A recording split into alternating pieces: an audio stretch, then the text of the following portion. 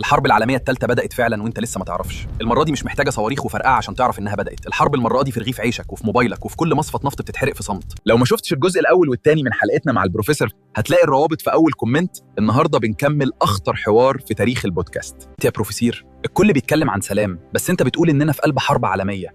والتقارير اللي بتوصلك عن حوادث مصافي النفط الغامضة ايه حقيقتها؟ الحقيقه في الكواليس مرعبه. في معلومات ان اكتر من 50 مصفة نفط اتعطلت او اتحرقت في وقت واحد. دي مش صدفه، دي حمله لتجفيف منابع الطاقه. ومين اللي يقدر يعمل عملية تخريبية بالحجم ده؟ ومين المستفيد لما أسعار الطاقة تولع في العالم كله؟ المستفيد هو اللي عنده البديل. امريكا عايزه تفرض نفط تكساس والاسكا كخيار وحيد للعالم عشان تنقذ اقتصادها بسلاح الطاقه. يعني احنا قدام عملية إجبار دولية نشتري النفط الأمريكي بالدولار الأمريكي عشان نضمن بقاء الإمبراطورية. طيب والصين إيه موقعها من الخريطة دي؟ هل الهدف هو خنقها اقتصاديا للأبد؟ الخطه مش تدمير الصين، الخطه هي الاخضاع. امريكا بتجهز لغلق مضيق ملقا، ولو انقطع النفط عن الصين من الشرق الاوسط مش هيبقى قدامها غير الشراء من امريكا وبشروطها. يعني ده اللي بيسموه التفاوض من موقع قوة، وإنك تسيطر على العالم. بس السيطرة دي محتاجة قوة داخلية مرعبة. إيه اللي بيحصل جوه أمريكا النهاردة؟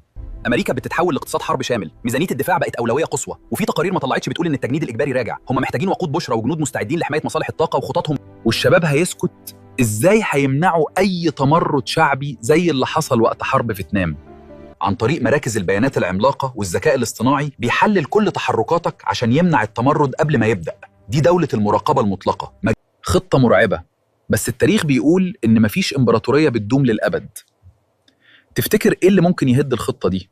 في 3 عوامل، أولهم الروح القومية، الشعوب مش هتقبل التنمر والبلطجة. التاني هو الفساد، الإمبراطوريات لما بتكبر السوس بينخرب في مؤسساتها من جوه، وده اللي حاصل دلوقتي. والأخطر هو الانقسام الداخلي، أمريكا مقسومة نصين، وده أخطر من أي جيش خارجي. الإمبراطوريات بتموت بالانتحار، وإحنا دلوقتي بنشوف المشهد الأخير في الرواية. كلام البروفيسور مرعب، وممكن تصدقه أو تشوفه مجرد توقعات. أنت رأيك إيه؟ شاركنا برأيك في الكومنتات، وما تنساش تشوف الأجزاء اللي فاتت.